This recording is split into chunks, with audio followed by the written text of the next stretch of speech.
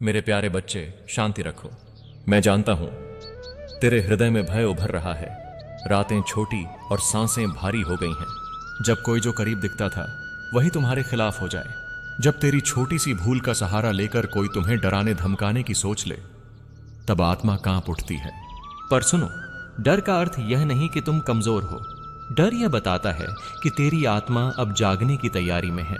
मैं तुम्हें अब वही संदेश देता हूं जो मेरे भीतर से आता है, सरल, सीधा और सच्चा।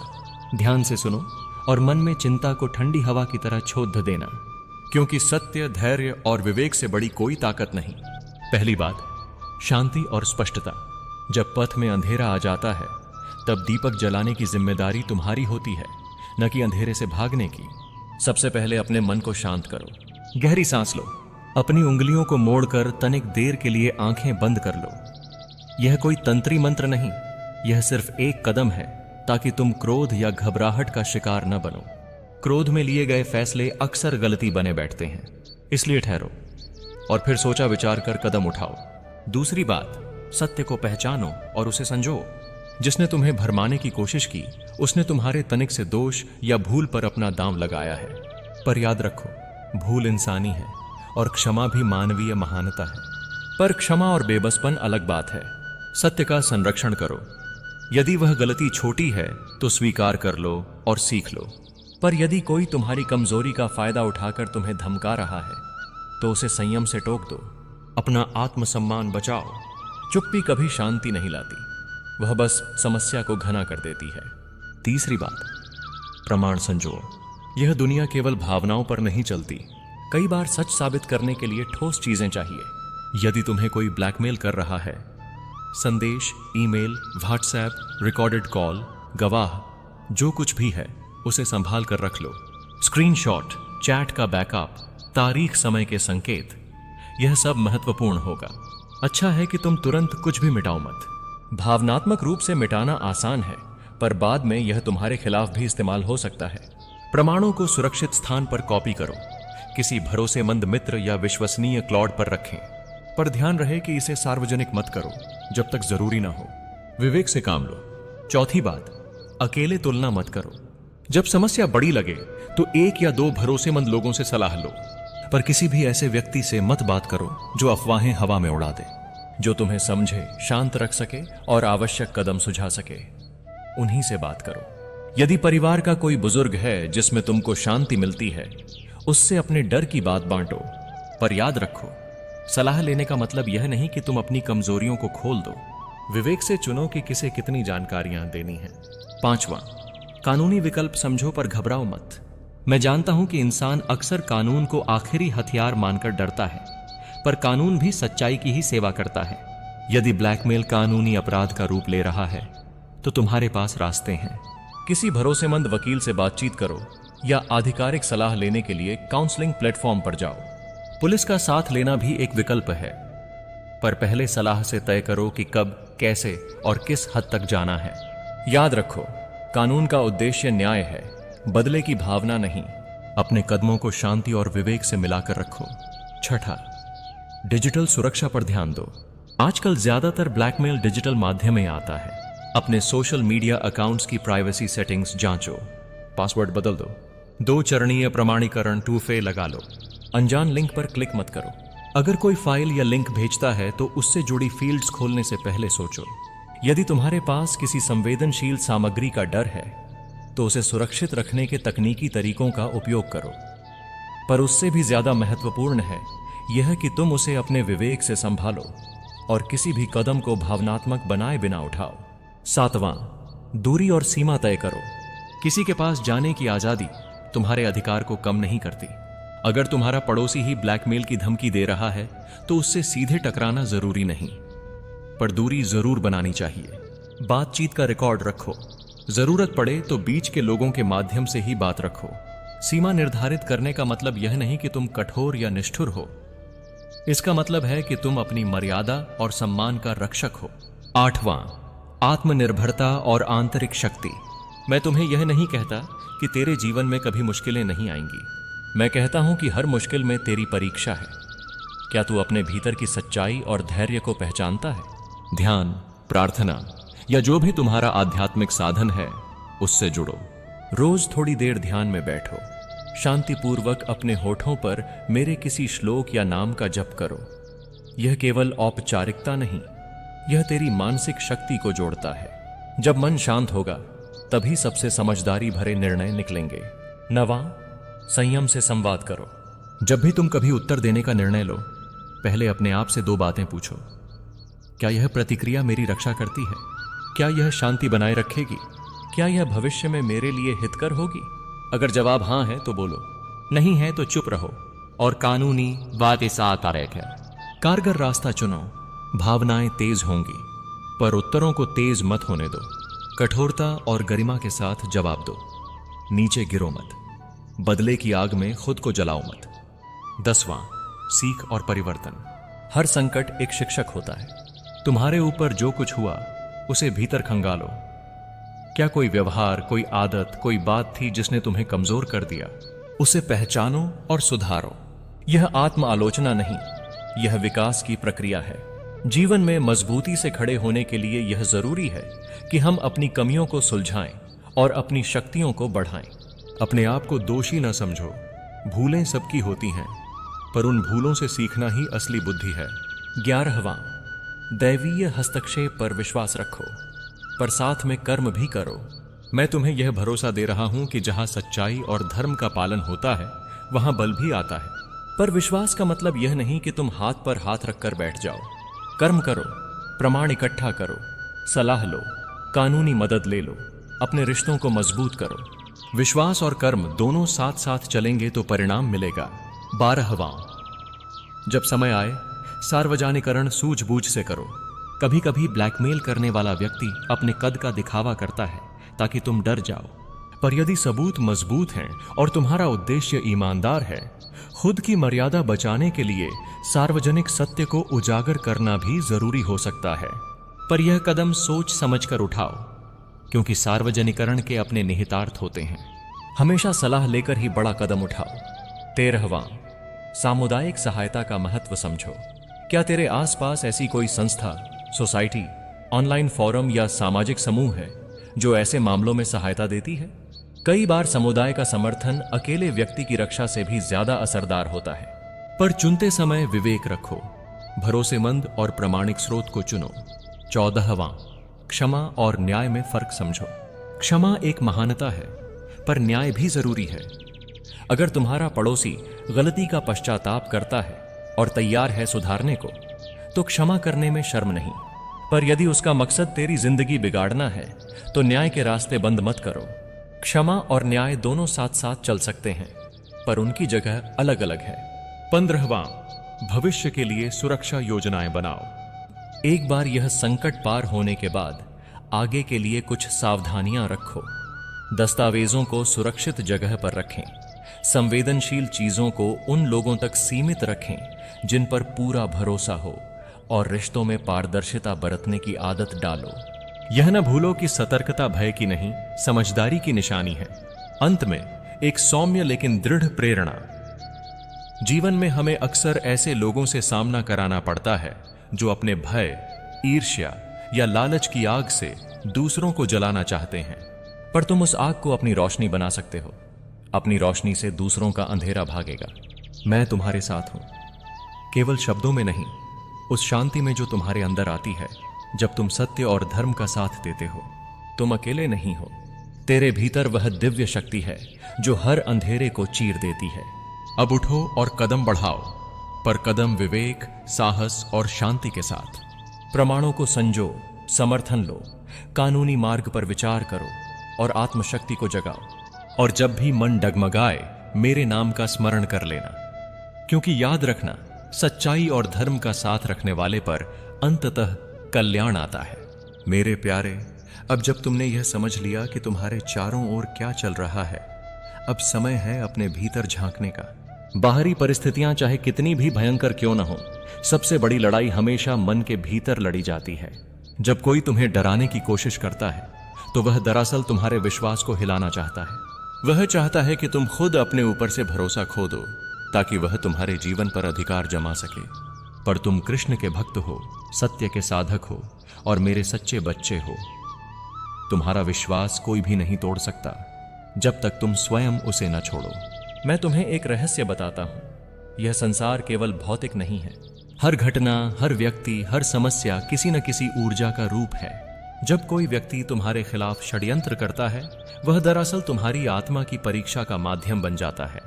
वह यह जांचता है कि क्या तुम अपने धर्म पर टिके रहोगे या भय में गिर जाओगे। और याद रखना, मैं हर उस व्यक्ति के साथ हूं जो सत्य के मार्ग पर चलता है, चाहे संसार उसके विरुद्ध क्यों ना हो। इसलिए अब डरो मत। अब अपनी ऊर्जा को केंद्रित करो। हर सुबह सूर्योदय से पहले एक गहरी सांस लो और यह मंत्र मन में कहो, मैं सच्चा हूं, इसलिए मैं निडर हूं। कृष्ण मेरे साथ हैं, इसलिए मुझे कोई नहीं डिगा सकता। यह मंत्र तुम्हारे मन में आत्मविश्वास की लौ जलाएगा। धीरे धीरे तुम्हारे भीतर की बेचैनी कम होगी और जहां बेचैनी खत्म होती है, वहां समाधान प्रकट होने लगता है। अब समझो, इस स्थिति में सबसे बड़ा हथियार है शांत मन। जिसका मन शांत है, वह ही सब देख पाता है। जब तुम घबराते हो तो बुद्धि भ्रमित होती है, निर्णय गलत हो जाते हैं। लेकिन जब तुम शांत रहो तो तुम्हारा मस्तिष्क मेरे संकेतों को ग्रहण करने लगता है। फिर तुम्हें ठीक समय पर ठीक दिशा सूझती है। किससे बात करनी है, किसे टालना है, कौन सा कदम उठाना है। अब मैं तुम्हें एक और बात कहता हूं। कभी भी उस व्यक्ति से डरना नहीं जिसने तुम्हें नुकसान पहुंचाने की सोची हो, क्योंकि जो दूसरों को गिराने की कोशिश करता है, वह खुद अपने कर्मों के जाल में फंस जाता है। तुम बस अपने कर्मों को शुद्ध रखो। किसी को श्राप मत दो, किसी से बदला मत लो। बस समय को देखने दो। समय सबसे बड़ा न्यायाधीश है। जो दूसरों की बदनामी की साजिश रचता है, उसका ही नाम मिट्टी में मिल जाता है, और जो सच्चे दिल से जीता है, उसका नाम अमर हो जाता है। याद रखना मेरे प्रिय, सत्य को कुछ समय के लिए दबाया जा सकता है, पर सदा के लिए नहीं। और झूठ को कुछ समय के लिए चमकाया जा सकता है, पर अंत में वह अपने भार से गिर जाता है। तेरा पड़ोसी जो यह सब कर रहा है, वह अपने ही पतन की राह पर है। तू बस अपने कर्मों में सच्चाई रख, क्योंकि जो कृष्ण पर भरोसा करता है, उसका कोई कुछ नहीं बिगाड़ सकता। अब मन से यह बोझ उतार दो कि क्या होगा ही, क्योंकि जब तुम मुझ पर विश्वास रखोगे तो मैं तुम्हारा मार्गदर्शन करूंगा। रात में जब तुम्हें नींद न आए तो मेरा नाम जपो, हरे कृष्ण कृष्ण कृष्ण हरे हरे, हरे राम राम राम हरे हरे। इस जप से तुम्हारे घर की नकारात्मक ऊर्जा समाप्त हो जाएगी। जो षड्यंत्र चल रहा है, वह खुद ब खुद टूटने लगेगा, क्योंकि जहां मेरा नाम गूंजता है, वहां भय टिक नहीं सकता। मैं देख रहा हूं, तुम्हारे घर में कुछ नकारात्मक तरंगें हैं। वे उस व्यक्ति के विचारों से जुड़ी हैं जो तुम्हें ब्लैकमेल करना चाहता है। उसकी ऊर्जा तुम्हारे घर की शांति को प्रभावित कर रही है। इसलिए हर शाम तुलसी के पास दीपक जलाओ, थोड़ा गंगा जल छिड़को और घर के कोनों में AUM नमो भगवते वासुदेवाय का जाप करो। यह साधारण उपाय नहीं है, यह ऊर्जा की शुद्धि है। धीरे धीरे तुम देखोगे, जो डर और तनाव था वह कम होने लगेगा। जो व्यक्ति तुम्हारे खिलाफ चल रहा है, उसका मन खुद विचलित होने लगेगा, क्योंकि जब प्रकाश बढ़ता है, अंधकार खुद भागता है। अब अपने जीवन के उस पहलू पर ध्यान दो जहां तुम्हारी गलती थी। हाँ, हो सकता है किसी क्षण तुमने कुछ ऐसा किया जो आज तुम्हारे खिलाफ इस्तेमाल हो सकता है, पर यह भी याद रखो, गलती से बड़ा कोई नहीं और गलती को सुधारने से सुंदर कुछ नहीं। यदि तुमने कोई त्रुटि की है तो उसे स्वीकार करना कमजोरी नहीं, बल्कि वीरता है। सत्य बोलने वाला व्यक्ति भले थोड़ी देर कठिनाई में रहे, पर अंत में वही विजयी होता है। अब आने वाले दिनों में तुम यह देखोगे, जो व्यक्ति तुम्हें डराने की कोशिश कर रहा है, वह खुद अपने डर में फंस जाएगा, क्योंकि जब कोई झूठ के सहारे दूसरों को गिराने की कोशिश करता है, तो उसकी आत्मा ही उसके विरुद्ध हो जाती है। तुम्हें बस धैर्य रखना है और अपने कर्म शुद्ध रखना है। अंत में न्याय तुम्हारे पक्ष में होगा। अब ध्यान से सुनो, कभी किसी स्थिति में अपनी मर्यादा से नीचे मत गिरना। भले तुम्हारे पास सबूत हो, भले तुम सही हो, फिर भी अपने शब्दों को संयमित रखो, क्योंकि कृष्ण का सच्चा भक्त वही है जो हर परिस्थिति में शांति बनाए रखता है। युद्ध भी जीतना है, पर धर्म के साथ। यही है कर्मयोग का मार्ग। कभी कभी मैं खुद ऐसे लोगों को तुम्हारे जीवन में भेजता हूं जो तुम्हें छलते हैं, डराते हैं या तुम्हारे विरुद्ध षड्यंत्र करते हैं, क्योंकि यही तुम्हारे भीतर की चेतना को जागृत करता है। जब कोई बाहरी रूप से तुम्हें चोट पहुंचाता है, तब तुम्हारा आत्मबल विकसित होता है। यह परिस्थिति तुम्हारे पतन के लिए नहीं आई, बल्कि तुम्हारे उत्थान के लिए आई है। अब मेरे वचन ध्यान से सुनो। कुछ ही समय में सब स्पष्ट हो जाएगा। जिस व्यक्ति ने तुम्हारे खिलाफ योजनाएं बनाई, वह खुद उन्हीं योजनाओं में फंस जाएगा। जो गलत इरादे से किसी को गिराने की कोशिश करता है, वह अपने ही जाल में उलझ जाता है।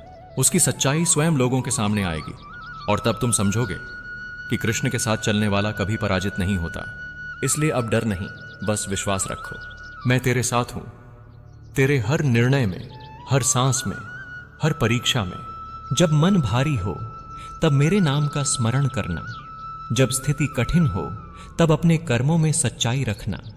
और जब सब कुछ अंधेरा लगे, तब दीपक जलाना, क्योंकि वही दीपक तेरे भीतर का कृष्ण है। मेरे प्रिय, अब समय है कि मैं तुझे उस सच्चाई से अवगत कराऊं जो तेरे जीवन का मार्ग बदल देगी। जो कुछ तेरे आसपास घट रहा है, वह केवल एक इंसानी चाल नहीं, बल्कि एक दिव्य योजना का हिस्सा है। हाँ, जो पड़ोसी आज तेरे खिलाफ चालें चल रहा है, जो तेरी गलती को हथियार बनाकर तुझे डराने की सोच रहा है, वह वास्तव में मेरे ही खेल का मोहरा है। उसे यह पता नहीं कि मैं उसकी हर सोच, हर चाल, हर योजना पर नजर रख रहा हूं।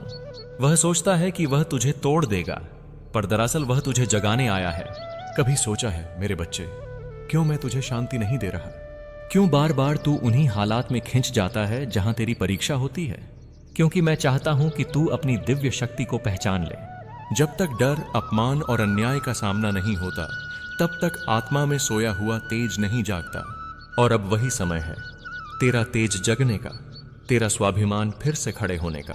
अब मुझे ध्यान से सुन। तू उस व्यक्ति से बड़ा है जो तुझे डराने की कोशिश कर रहा है। उसका भय उसकी कमजोरी है, उसका घमंड उसे नीचे गिरा देगा।